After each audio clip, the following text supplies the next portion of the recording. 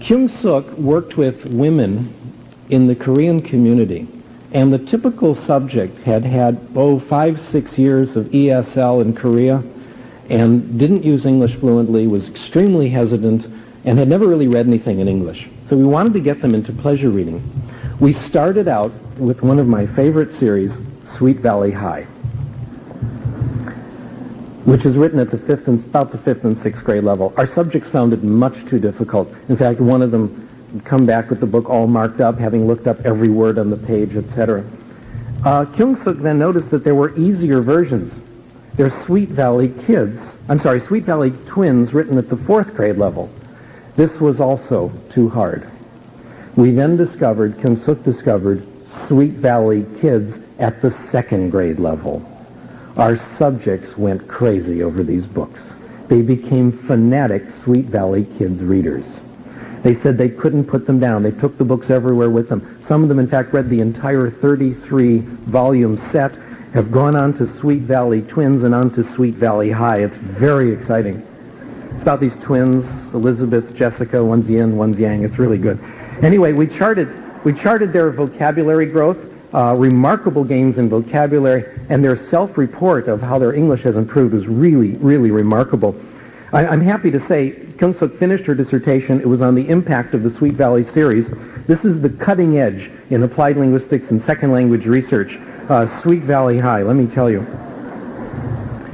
Well, they're also in school studies, and the in-school studies say the same thing. Comprehensible input and literacy delivered at the beginning level is reading stories, and Jim Trelease is right. Storytelling really has a powerful effect on language development, and the research is extremely consistent on this.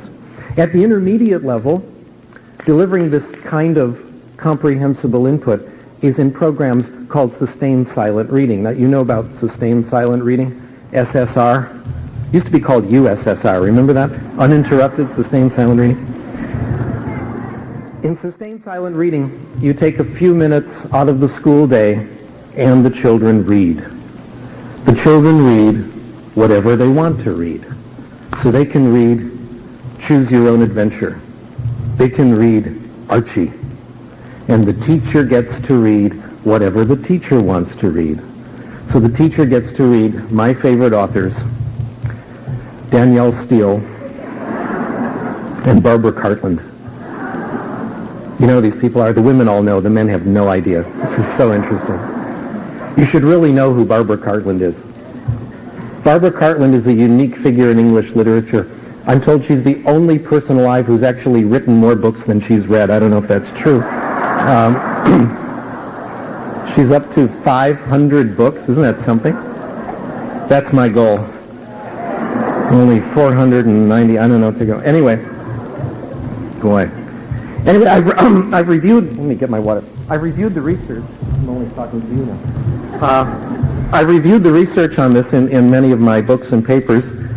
Most recently in my new book, Power of Reading. You get that up there? Soon to be a major motion picture. And my conclusion is these programs work extremely well as long as you give them enough time. You give them enough time to run. I want to give you just two examples, an old one and a new one, from the many, many studies that confirm this. One in first language, one in second language. Maybe the best known study of in-school free reading is Hooked on Books. Remember Hooked on Books? Daniel Fader came out in the 60s. That book and Trelease's book, I think, are the only really fine books representing this point of view that have made it into commercial bookstores. They're wonderful books. Anyway, the middle section of Hooked on Books is a research report done by Elton McNeil, a colleague of Fader's at the University of Michigan. Reformed schoolboys aged 12 to 17, juvenile delinquents.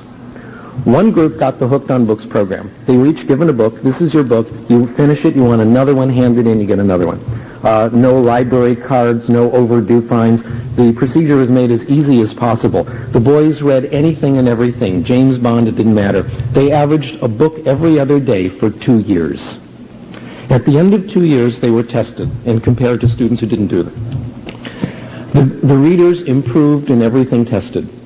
Reading comprehension, writing fluency, writing complexity, attitude towards school, self-esteem. The other students stayed the same or went down. One of the most recent studies was done by Warwick Ellie, who I think has done heroic work in this area. In 1983, he did a remarkable study in the Reading Research Quarterly on Fiji Islands, on free reading there, and most recently in language learning in Singapore. And the studies come out very similar. Long-term studies, several years, students who are given a book flood, lots and lots of books to read in English, this is English as a second language, are compared to students in the standard audiolingual program, and the readers are better. The readers are better on these standard tests. Now, one of the nicest things about Ellie's paper is he talks about what some of the problems were. How some of the teachers, parents, and administrators were upset with the program because they said the children are merely enjoying themselves, so no good could come of it. Also, there was a concern that the students, even though they're reading, having a good time, won't do very well on standardized tests. Well, Ellie and others have shown again and again when students read, they do better on standardized tests. Now, I should point out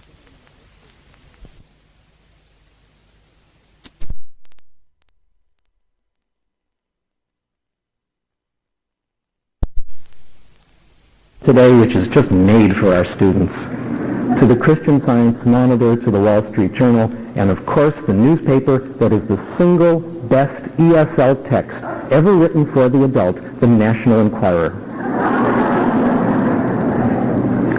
The spirit of Elvis is in your living room.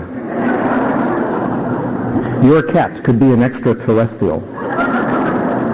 You can learn to live with stress. You can beat the IRS.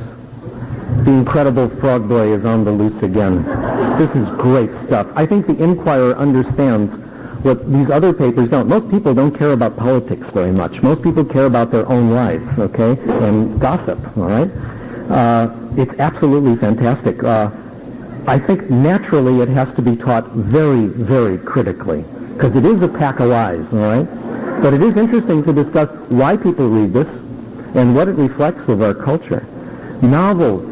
Students need to get into novels. We can talk. I told you about. We call this the feminine side. The Sweet Valley series is just made for half the human race. It's wonderful. You can easily move from Sweet Valley Kids to Sweet Valley Twins to Sweet Valley High, etc. On the other half, there's the testosterone literature, and this is what Tom has done in some of his classes. Tom Cook, beginning with the cowboy story, moving historically on to the detective story, and then the spy novel. The goal of these classes is to help students find what they like, to establish a pleasure reading habit in English. In my fantasy life, I would like to follow this up with a second semester of individualized reading. I got this idea from an article published in 1965 in the English Journal, Appleby and Connor. They simply described the course. It wasn't an experiment. It's very nicely done. An elective course for native speakers of English in high school, but I think we can use the idea. Students came in and simply read. That was the class. 45 minutes of reading, 40 minutes of reading. When they finished what they were reading, they would have a conference with the teacher who would help them decide what they would read next. The teacher's plan was to take them where they were and gradually broaden and deepen their reading. One girl, for example, only wanted to read romances. That was it. They gave her romances. Gradually, they moved her on to best-selling romances, eventually on to classical romances. One boy only wanted to read war stories. That's it.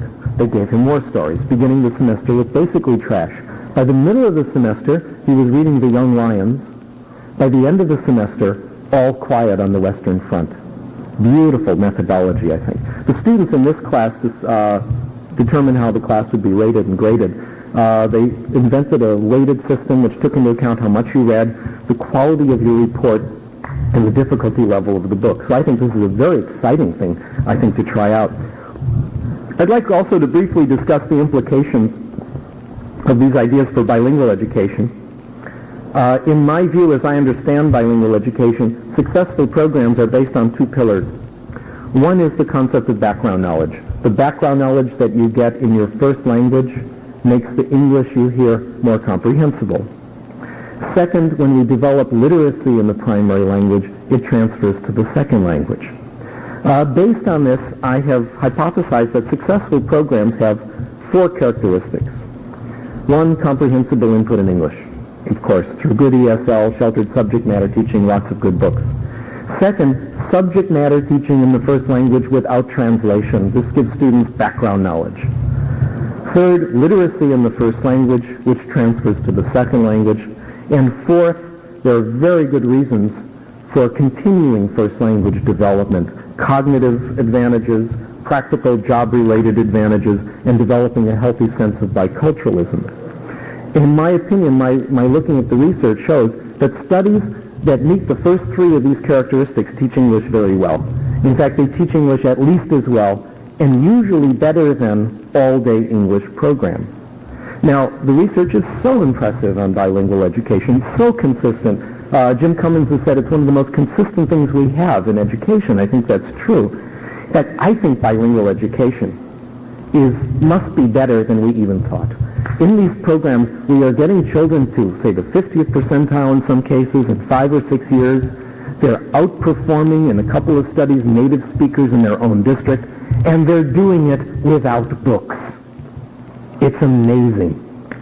Just to give you an idea what the print environment is like for these children, both at home and in schools, let me tell you what the situation is like. Some of you are familiar with the Ramirez report. I don't know if Ginger covered it yesterday. This is a study that just came out about 6 months ago or so. I'm actually the only person I know who thinks the results are kind of funny. Hilarious, in fact. For those of you who don't know it, Ramirez looked at 3 groups of children spread throughout the United States. One group had English only. Another group had some bilingual early exit. A third group had late exit, lots of bilingual. Both sides, pro and con bilingual, claimed victory. The children who had less bilingual English only early exit, their English was better. The children in late exit had less English, but their learning curve was steeper, and there were predictions of better progress in the long run. In fact, the NABE journal came out with a special issue. There was Ramirez's report, and then 3 people pro-bilingual. They all said, see, it worked, bilingual's great. And there were 3 people against bilingual. They said, see, it failed, so, what are you going to conclude? I looked at the technical report, and I found something really interesting. Ramirez wanted to control, for the print environment, the number of books in the home. He found that in the 3 groups, that there was no difference. And correctly, he came to the conclusion he didn't have to consider that in his analysis. It wasn't a confound. What I found really interesting was the absolute number of books. The average number of books in these students' homes, and this is representative of bilingual programs in this country, the average number of books was 22. Not children's books, total books in the home. Now, most of you have that many books in your bathroom. Okay? The situation in school isn't much better. My students 2 students have completed dissertations on this, 2 USC students. Sandra Pucci's study, she looked at school libraries in a school district that enthusiastically supports bilingual education. I won't mention any names, it was Los Angeles Unified.